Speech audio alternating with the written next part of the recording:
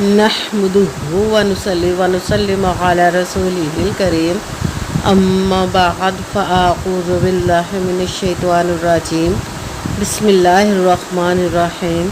मेरे मुअज़्ज़ज़ सामाईन अकराम, अस्सलामु अलैकुम व रहमतुल्लाहि व बरकातुहू। मैं अपने रब कायनात से ये दुआ करती हूँ कि मेरे जितने भी सुनने वाले हैं, रब कायनात सबको सेहतमंद तंदुरुस्त और लंबी ज़िंदगियाँ अता फरमाए। हम सब की हर मुश्किल परेशानियों तक दस्तिकों में मेरा रब कायनात हमारी मदद अता फरमाए। हमें ज़हनी रूहानी जिस्मानी अज़ियत और तकलीफ़ और बीमारियों से निजात अता फरमाए। हमें ज़हनी और रूहानी सुकून अता फरमाए।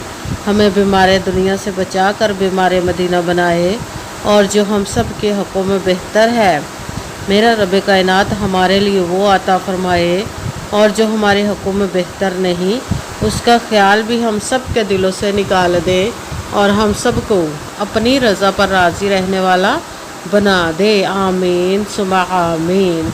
माशाल्लाह से आज रबीउन नूर की 18 तारीख और तीसरा जुमातुल मुबारक है। रबीउन नूर के महीने का आज जुमातुल मुबारक के दिन जो मैं आप लोग के लिए वजीफ़ा लेकर आई हूँ वो है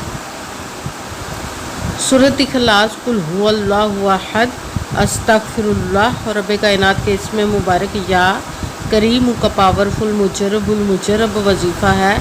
आप इस वजीफ़े को रब कायनात के किसी भी मकसद, किसी भी हाजत, किसी भी मुराद जो ज़िद्दी से ज़िद्दी है, किसी भी सूरत पूरी नहीं हो रही, उनके लिए आप इस अमल को पढ़ सकते हैं। जब पढ़ने लगे तो रब कायनात की ज़ात पाक पर यकीन कामिल और 5 वक़्त की नमाज के साथ पढ़िएगा तो रब कायनात इंशाअल्लाह अज़ीज़ अपने हुक्म से आपकी वो हर नेक और जायज़ हाजत को पूरा अता फरमा देगा जो आपके हक़ में बेहतर होंगी।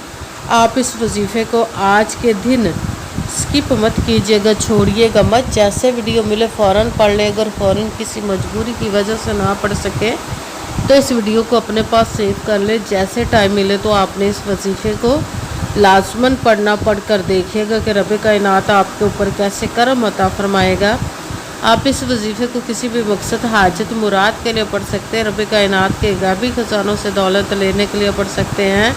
आपका अपना घर नहीं, घर ख़रीदने के लिए पढ़ सकते हैं। आपके घर में लड़ाई झगड़े रहते हैं, नचाकी, परेशानी, मुफलिसी, गरीबी, उसके लिए पढ़ सकते हैं।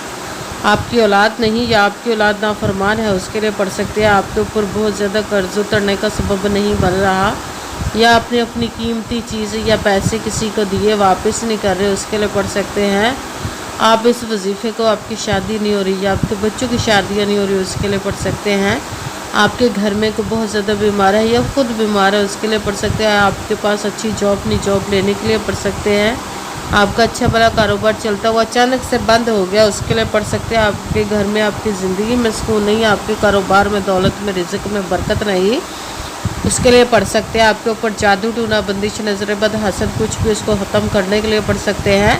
मतलब किसी भी मकसद, किसी भी हाजत, मुराद के लिए पढ़ सकते हैं। मगर जब पढ़ने लगे तो रब कायनात की ज़ात पाक पर यकीन कामिल रख के पढ़िएगा। कहते हैं कि यकीन कामिल होता है, पीर कामिल नहीं होता। और अच्छी नीयत रख के पढ़िएगा कि रब कायनात कुरान पाक में इरशाद फरमाता है इन्नमल अमालु बिन्नियात, कि जो अमलों का दारोमदार होता है वो नीयतों पर होता है। अगर हमारी नीयत अच्छी है तो हमारा अमल भी अच्छा होता है, और अगर हमारी नीयत ही अच्छी नहीं तो हमारा अमल भी अच्छा नहीं होता। चाहे हम जितनी मर्ज़ी मेहनत कर ले, जितनी मर्ज़ी कोशिश कर ले, हमें उसका फल, उसका अजर अच्छा नहीं मिलता। इसलिए अच्छी नीयत रख के, पुख्ता यकीन रख के, और 5 वक़्त की नमाज की पाबंदी लाजमी रखिएगा। फिर इस वजीफ़े को कीजिए। अगर वजीफ़ा करते वक्त आपके दिलों में, जहनों में ऐसा वसवसा नहीं आना चाहिए कि हम ये अमल कर रहे हैं, पता नहीं हमारी मुराद पूरी हो या ना हो। ऐसा हो नहीं सकता कि हम रब कायनात के किसी इसम का या कलाम पाक का वजीफ़ा पढ़े और हमें कामयाबी ना मिले। ये हमारे ईमान की कमज़ोरी जिसकी वजह से हमें नाकामी मिलती है। आपने सिर्फ अमल करना, उसका फल, उसका अजर देना उस ज़ाते पाक का काम है, क्योंकि उसकी दस्ते कुदरत से कोई चीज़ बाहर नहीं। उसके कुन कहने की देर और फयाकुन हो जाता है। आपने अमल करने के बाद उसके कुन का इंतज़ार करना। इंशाअल्लाह अज़ीज़ उसके हुक्म से आपकी तकदीर के बंद ताले खुल जाएंगे, नसीब के सितारे चमक जाएंगे। आपकी ज़िंदगी में ऐसे ऐसे मोजज़े होंगे کیا خود دیکھ کر حیران رہ جائیں گے، آپ کو کبھی کسی چیز کی کمی نہیں رہے گی انشاءاللہ العزیز اس کے حکم سے۔ اگر ویڈیو اچھی لگے تو اس کو لائک ضرور کیجیے، اگر آگے بھی شیئر کر دیجیے گا تاکہ کسی دوسرے کو ہماری وجہ سے فائدہ پہنچے تو ہمارے لیے صدقہ جاریہ بن جائے۔ جو نئے ہیں اس چینل پر، چینل کو سبسکرائب کر لیں، بیل آئیکن کو بھی دبا لیں تاکہ میری اگلی آنے والی ویڈیو آپ تک پہنچ سکے۔ اگر کوئی مجھ سے کسی مسئلے کے بارے میں سہارا کروانا چاہتے ہیں، کسی کام کا حساب لگوانا چاہتے ہیں، کسی کام کے لیے وظیفہ کا پوچھنا چاہتے ہو، یا قرآن پاک آن لائن پڑھنا چاہتے ہیں، محفل میلاد النبی کے لیے بلوانا چاہتے ہیں تو واٹس ایپ کا نمبر ویڈیو پر چل رہا ہے، آپ لوگ مجھ سے رابطہ کر سکتے ہیں۔ اگر میرے بھائی یا بزرگ مجھ سے رابطہ کرنا چاہتے ہو تو واٹس ایپ پر وائس میسیج کر کے اپنا مسئلہ بتا سکتے ہیں۔ اگر بہنیں یا مائیں مجھ سے رابطہ کرنا چاہتی ہوں تو واٹس ایپ پر وائس کال کر کے مجھ سے بات کر سکتی ہیں، اپنا مسئلہ بتا سکتی ہیں۔ آپ نے وظیفہ کرنے سے پہلے کمنٹس میں اپنا نام، جہاں پر رہتے ہو جگہ کا نام اور اللہ پاک کا ایک نام ضرور لکھنا ہے تاکہ میں بھی آپ لوگوں کے لیے دعا کر سکوں، اور پھر وظیفے کی بھی آپ لوگوں کو اجازت مل جائے گی۔ آپ نے وظیفہ کرنے سے پہلے پوری ویڈیو کو دھیان کے ساتھ سن کے سمجھ کے پھر وظیفے کو کرنا۔ ایسا نہ ہو کہ ویڈیو کو سکپ کر کے چھوڑ کے سنیں اور پھر کوئی بات رہ جائے اور وظیفہ کرے، ٹھیک نہ ہو۔ آپ نے نہ تو کسی عمل میں کم کر کے پڑھنا، نہ زیادہ بڑھا کر پڑھنا۔ اگر کم یا زیادہ کر دیتے تو وہ ہمارا وظیفہ ٹھیک نہیں ہوتا، ہمیں کامیابی نہیں ملتی۔ اس لیے آپ نے مکمل وظیفہ جس تعداد اور جس ترتیب کے ساتھ میں بتانے لگی اسی تعداد اور اسی ترتیب کے ساتھ آپ نے اس عمل کو پڑھنا ہے۔ آپ اس عمل کو آج کے دن کسی بھی جگہ پر بیٹھ کر پڑھ سکتے، گھر میں، آفس، مدرسہ، یونیورسٹی، کالج، شاپ پہ، مگر جب پڑھنے لگے تو بالکل خاموشی، توجہ، سکون کے ساتھ پڑھنا۔ وظیفے کے درمیان نہ تو آپ نے کسی سے بات کرنی، نہ اٹھنا، نہ فون استعمال کرنا۔ اگر ہم وظیفے کے درمیان کسی سے بات کر لیتے یا اٹھ جاتے تو وہ ہمارا وظیفہ ٹھیک نہیں ہوتا، ہمیں کامیابی نہیں ملتی۔ اس لیے آپ نے مکمل وظیفہ پڑھنے کے بعد کسی سے بات کرنی، اٹھنا یا کہ فون استعمال کرنا ہے۔ آپ اس عمل کو آج کے دن کسی بھی وقت پڑھ سکتے، کسی بھی نماز کے ساتھ پڑھ سکتے، نماز کے علاوہ بھی پڑھ سکتے ہیں۔ اگر نماز کے ساتھ پڑھ رہے تو نماز مکمل پڑھنے کے بعد دعا مانگنے کے بعد آپ نے اس عمل کو پڑھنا ہے۔ اگر نماز کے علاوہ پڑھ رہے تو باوضو ہو کر ایسی جگہ پر بیٹھ کر پڑھنا جو بالکل خاموشی، توجہ، سکون کے ساتھ آپ اس عمل کو پڑھ سکیں۔ جب عمل کرنے کے لیے بیٹھ گئے تو سب سے پہلے آپ نے ایک مرتبہ درود پاک پڑھنا۔ کوئی سا بھی درود پاک پڑھ سکتے ہیں، مگر درود ابراہیمی جو نماز میں پڑھا جاتا ہے وہ والا درود پاک پڑھ لے تو زیادہ بہتر، ورنہ کوئی سا بھی درود پاک آپ پڑھ سکتے ہیں۔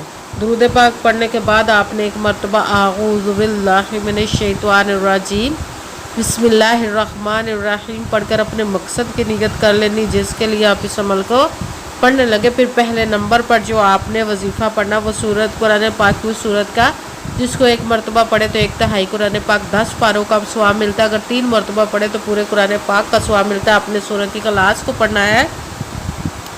سورۃ اخلاص کو آپ نے بسم اللہ الرحمن الرحیم قل هو اللہ احد اللہ الصمد لم یلد ولم یولد ولم یکن له کفوا احد، بسم اللہ الرحمن الرحیم قل هو اللہ احد اللہ الصمد لم یلد ولم یولد ولم یکن له کفوا احد۔ سورۃ اخلاص کو آپ نے 11 مرتبہ 11 ٹائم پڑھنا۔ پھر ساتھ دوسرے نمبر پر جو وظیفہ پڑھنا وہ ہے استغفر اللہ استغفر اللہ استغفر اللہ استغفر اللہ استغفر اللہ استغفر اللہ۔